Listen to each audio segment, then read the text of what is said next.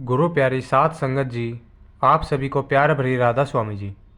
साध संगत जी, बाबा जी और हजूर जी अभी सूरतगढ़ में है जी, क्योंकि इस हफ्ते बाबा जी का सूरतगढ़ में भंडारा होना है जी। और आज शनिवार के दिन बाबा जी ने सूरतगढ़ में संगत के साथ सवाल जवाब किए थे जी। आज हुए सवाल जवाब हम आपके लिए इस वीडियो में लेकर आए हैं जी। साध संगत जी, आज जब बाबा जी स्टेज पर आए तो उस समय संगत शब्द गा रही थी और उसके बाद सत्संगकर्ता जी ने सत्संग फरमाया और सत्संग के बाद बाबा जी ने संगत के सवालों के जवाब दिए।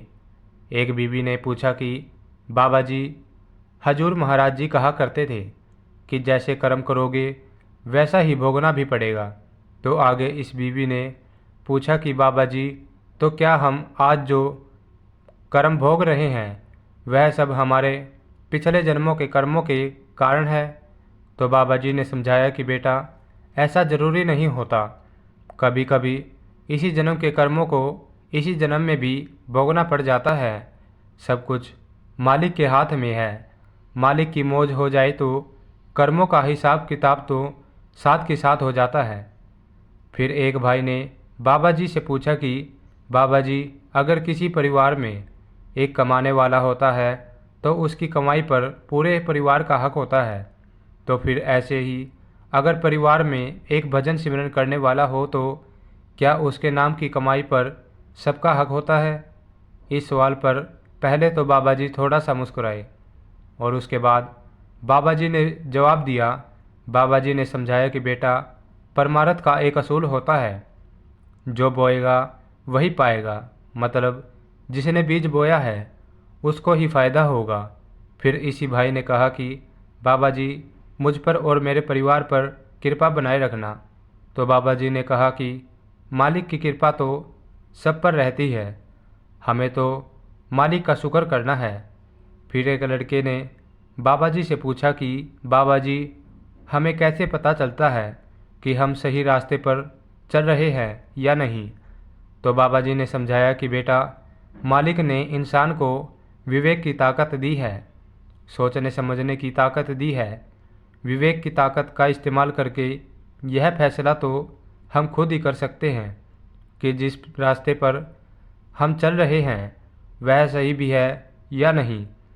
साथ संगत जी, आगे बाबा जी ने समझाया कि बस हमें तो यह ध्यान रखना है कि हमारी वजह से किसी का नुकसान ना हो, किसी का दिल ना दुखे। फिर एक बीवी ने बाबा जी से पूछा कि बाबा जी, जब भी कोशिश करती हूँ लेकिन ध्यान एकाग्र नहीं हो पाता। तो बाबा जी ने समझाया कि बेटा, ध्यान को लगाना हमारे बस की बात नहीं है। हमारा काम है बैठना और कोशिश करते रहना और गिनती ना करना। फिर यही बीवी कहने लगी कि बाबा जी, दया मेहर बनाए रखना। तो बाबा जी ने हंसते हुए कहा कि बाबा कोई दया नहीं करेगा। यह सुनकर संगत भी हंसने लगती है जी। फिर एक भाई ने बाबा जी से पूछा कि बाबा जी, मेरे पड़ोसी कहते हैं कि तू तो राधा स्वामी से जुड़ा हुआ है, इसलिए तू किसी मंदिर या गुरुद्वारे में नहीं जा सकता। तो बाबा जी ने कहा कि बेटा, क्या आपने मेरे मुंह से सुना है कि मैंने कहीं और जाने के लिए मना किया हो?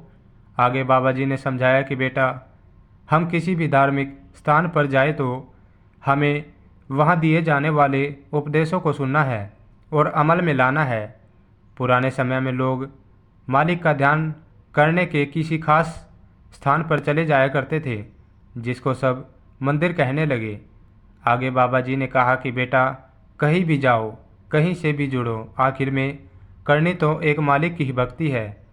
फिर एक भाई ने बाबा जी से पूछा कि बाबा जी, आप संगत को समझाते हैं कर्म हमेशा अच्छे करो, अगर सब कुछ कर्मों पर ही है तो किस्मत का क्या रोल होता है? तो बाबा जी ने समझाया कि बेटा, किस्मत हमें एक मोड़ पर लाकर खड़ा कर देती है। अब सही और गलत दो रास्तों में से एक को चुनना हमें ही पड़ता है। गलत रास्ते को चुनेंगे तो गलत कर्म करने लग जाएंगे और कर्मों का बोझ बढ़ने लगेगा। सही को चुनेंगे तो कर्म नहीं बनेंगे।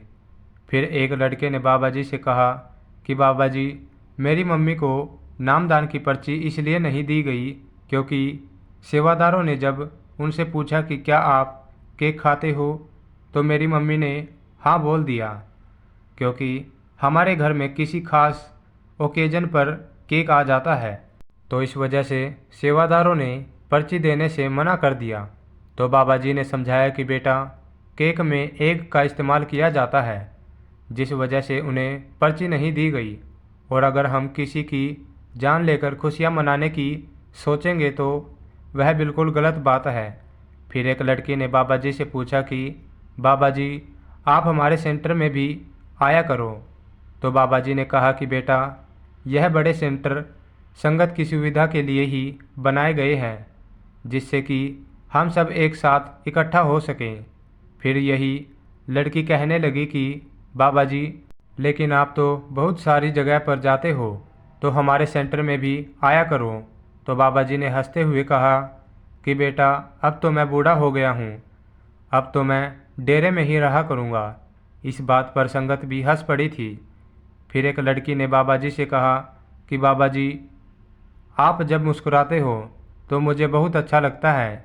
आप हमेशा ही ऐसे ही हंसते और मुस्कुराते रहा कीजिए। तो बाबा जी ने हंसते हुए कहा कि जब मैं नहीं हंसता तो क्या अच्छा नहीं लगता। यह सुनकर संगत हंसने लगती है और यही लड़की कहती है कि बाबा जी, आप तब भी बहुत अच्छे लगते हो। फिर एक भाई ने कहने लगा कि बाबा जी, क्या सोच लेने से कर्म बनते हैं?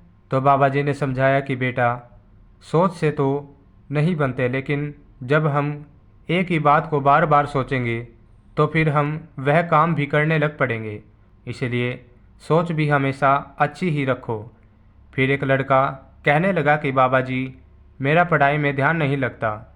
तो बाबा जी ने कहा कि बेटा, इसमें मैं तेरी क्या मदद करूं? मेरा तो खुद पढ़ाई में ध्यान नहीं लगता था। यह सुनकर संगत ज़ोर ज़ोर से हंसने लगती है। फिर आगे बाबा जी ने कहा कि मेरी माँ ने तो मुझे डंडे से पढ़ाया था, तेरी माँ ने तो तेरे लिए डंडा नहीं उठाया ना आगे। बाबा जी ने इस लड़के को समझाया कि बेटा, आज पढ़ लेगा तो आगे की ज़िंदगी अच्छी कटेगी, और आज ध्यान नहीं देगा तो आगे चलकर दूसरों का मोहताज बनना पड़ेगा।